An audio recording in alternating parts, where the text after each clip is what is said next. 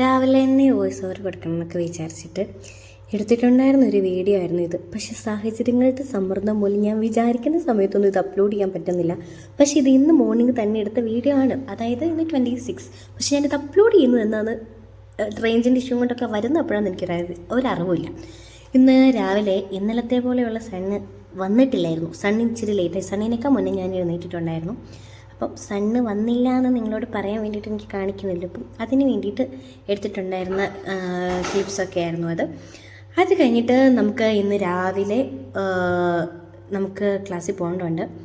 അതിന് വേണ്ടിയിട്ടൊക്കെ റെഡി ആവാനായിട്ട് ഇപ്പം നിങ്ങൾ മേളിൽ ആൻറ്റിയുടെ ഒക്കെ അവിടെയാണ് കിച്ചൺ. അപ്പം അവിടെ പോയി നമുക്ക് ഓട്സും കോഫിയൊക്കെ ഉണ്ടാക്കാമെന്നൊക്കെ വിചാരിച്ചിറങ്ങിക്കഴിഞ്ഞ് കഴിഞ്ഞപ്പം 3-4 പൂച്ചക്കുട്ടി, ഇവിടെ കുറേ പൂച്ചക്കുട്ടികളുണ്ട്. അപ്പം ഈ പൂച്ചക്കുട്ടികളൊക്കെ കളിക്കുന്നുണ്ട്. പക്ഷെ നമ്മളെ പോലെ നമ്മളിങ്ങനെ ഓമനിച്ച് വിളിച്ചാലൊന്നും ഇത് നിങ്ങൾക്ക് മനസ്സിലാകത്തില്ല. നീ ഏതാ എന്നുള്ള രീതിയിലായിരിക്കും ഇരിക്കുന്നത്. കാരണം നമ്മൾ പറയണ മലയാളം നിങ്ങൾ ഇത് കേട്ടിട്ടില്ലല്ലോ, ഇത് ആദ്യമായിട്ടായിരിക്കും ഞങ്ങൾ പറയുന്നത്. നിങ്ങൾ എന്തെങ്കിലും പറഞ്ഞാൽ ഞങ്ങളുടെ പാട് നോക്കും എന്നുള്ള രീതിയിലാണ് ഇവിടുത്തെ പൂച്ചക്കുട്ടികളുടെ ഒക്കെ കാര്യങ്ങൾ. കാരണം നമ്മൾ അവരെ വിളിക്കുന്ന പോലും മനസ്സിലാവുന്നില്ല.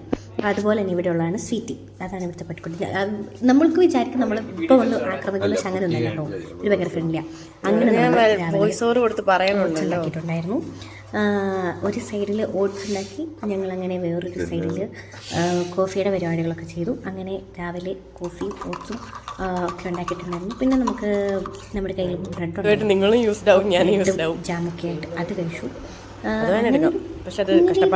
ഒരു തട്ടിക്കൂട്ടും അത് കഴിഞ്ഞിട്ട് നമ്മളിങ്ങനെ വീട്ടിൽ നിന്ന് കൊണ്ടുവന്നിട്ടുണ്ടായിരുന്ന ഇതൊക്കെ ഉണ്ടായിരുന്നു. എന്നതായിരുന്നു? അവലുണ്ട. നമ്മൾ വീട്ടിൽ നിന്ന് പ്രിപ്പയർ ചെയ്ത് കൊണ്ടുവന്നു. അപ്പം അതൊക്കെ വെച്ചിട്ട് നമ്മുടെ മോർണിംഗ് ഒക്കെ സെറ്റ് ചെയ്തിട്ടുണ്ടായിരുന്നു. അപ്പോഴും തന്നെ പൂച്ചക്കുട്ടി അവിടെ ഇരുന്ന് കളിക്കുന്നുണ്ട്. അത് കഴിഞ്ഞിട്ട് ഞങ്ങൾ മേളിൽ നിന്ന് താഴെ വന്ന് റെഡി ആവാൻ വേണ്ടിയിട്ട് നമുക്ക് ഇവിടുന്ന് നേരത്തെ ബസ്സാണ്. ഈ പൂച്ചക്കുട്ടി ബസ് സർവീസ് ഭയങ്കരമായിട്ടില്ല. അപ്പം നമ്മൾ ബസ്സൊക്കെ നോക്കി വരാൻ കണ്ടുപിടിക്കാം. അപ്പോൾ നമ്മൾ റെഡിയായി. ഇനി നമുക്ക് വണ്ടി കണ്ടുപിടിക്കണം. അതാണ് ഇനി ഏറ്റവും വലിയ ടാസ്ക്. അതാണ് ഇനി കണ്ടുപിടിക്കണം.